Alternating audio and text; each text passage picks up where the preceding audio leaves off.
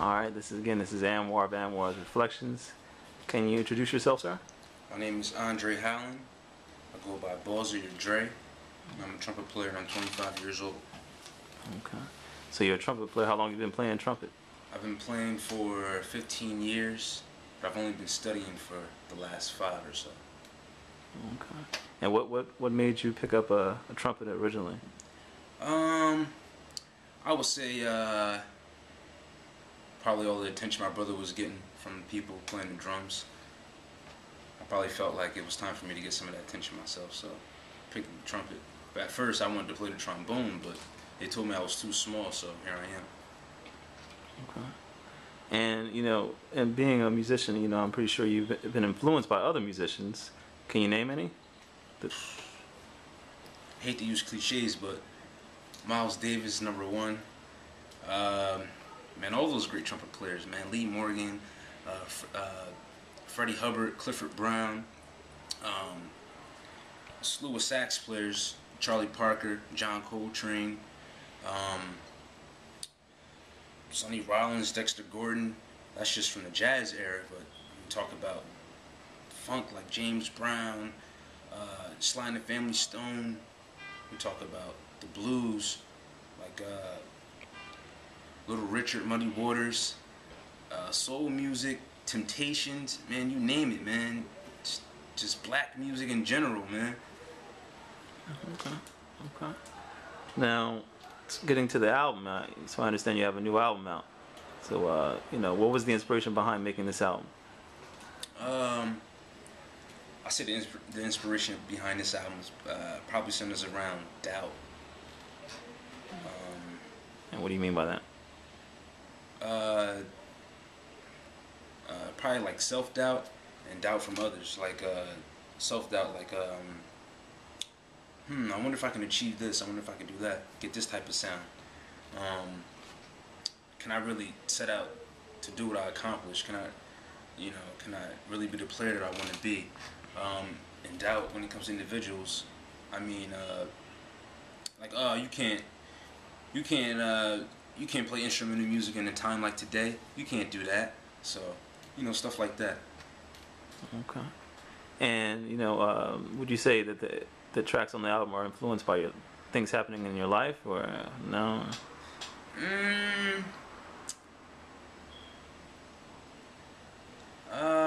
Probably hard to say. They definitely represent the pain, but not from a particular situation. Just like from a lot of situations. That's why I was able to express myself, because of those situations. But had I not gone through those situations, probably wouldn't have what we have in the recording. Okay. And who did you work with on this album? Who's all involved? My man Slim Boogie, man. He did his thing when it came down to putting down those tracks, man. And then he had a couple of songs that he did by himself. He had a couple of songs that he let me put a horn line on, and we had a couple of songs that we did together. But mainly Slim Boogie, man. Just him and me, man. That's pretty much it. Tell them who Slim Boogie is. They don't know who that is. Slim Boogie is James' royal alter ego. On the street, he might be Slim Boogie, but when you see him playing on the stage or sitting behind the keyboard, he becomes Slim Boogie then. Because he's getting down. So Okay. That's what Slim Boogie is. And how was it working with Slim Boogie? Oh man, it was awesome, and it was a learning experience. Oh yeah. Okay. Man, that man taught me so much, man. That's all I can say. Okay. And as a musician, how do you find inspiration?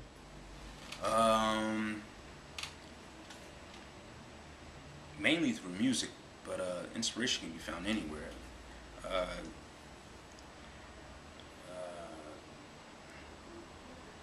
Movies, just basically seeing somebody go hard at whatever it is that they're into.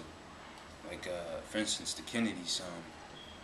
JFK was always like the oddball, because he was always sick and he was real frail, but he had this drive that couldn't be matched, and that's pretty much what made him become president. So I strive to have that type of drive. That's just kind of an example of like something that's not music or or anything that's related to what I do that can influence me. And on this album, did you see that drive become obvious? How many hours a day on average or week did you work on this album? Oh man,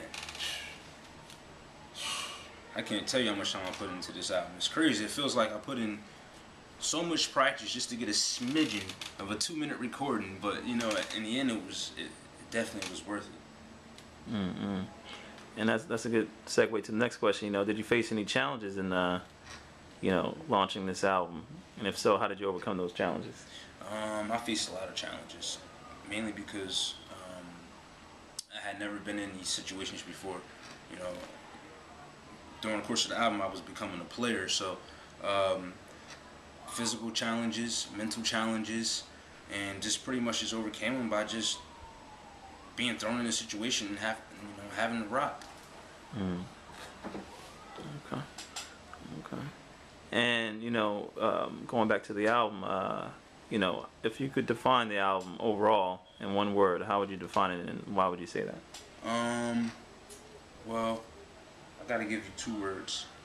Number 1 probably would be unimaginable, because you probably wouldn't be able to imagine that 2 horn players would be able to set out the work that we did.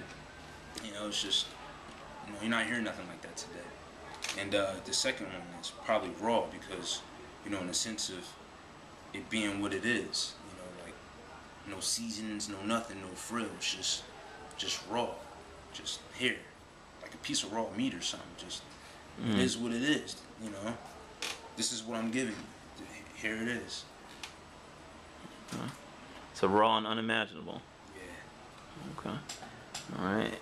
And is there any particular track on the album that you find to be your favorite, and why?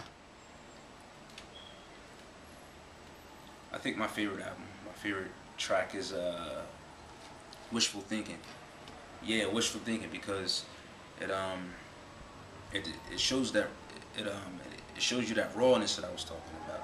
And it also has that pain that's associated with the rawness. And that track is just, you can hear Slim Boogie playing, and it's like he's wishing to go to better places. He has to get to wherever he wants to go and get out of his situation.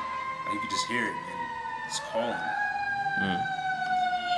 And what venues or places have you performed at in your career? Played pretty much all the local spots in Trenton. Cafe International, Jam Rock. Played at Rider University. Played at a couple of things downtown. I played in New York. I used to go to Fat Cats all the time, sit in and play some jazz standards, stuff like that. That's pretty much it. Okay. And would you mind playing one track for me while I have you on video? Yeah, sure. I'll play you something, man. Hey, man, where my horn at, man? Man, that ain't my horn, man. I don't know what your horn is, man. There we go. Sorry, I gotta put this thing together real quick. Hey, you can ready to play my song, man? One of my songs like that? Yeah, I'm gonna give him a little taste, man. That's all, man. I don't know, man. I don't know about that. I'm serious. Wait a minute here. I ain't gonna do too much, Yeah, just play some notes, cause that ain't copyrighted. I ain't got that right. Come on, man. Let's give the audience a little sample. Yeah. You gotta let them know what they're getting.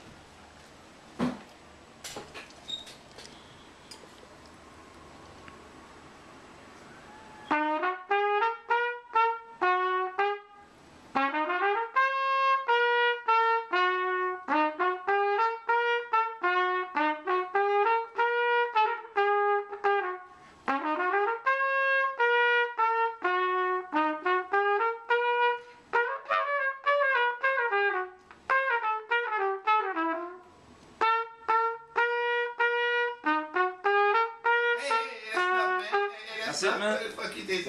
I'm sorry, man. I got carried away, man. I got carried away, man. Concert or something, man. What's going on with you, man?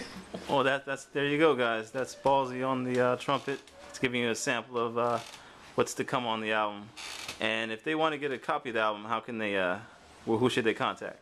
They can call me, Andre Howlen, at 609-414-0512.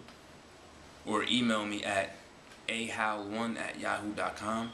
That's AHOWL1@yahoo.com. All right, thank you for your time, sir. Thanks a lot.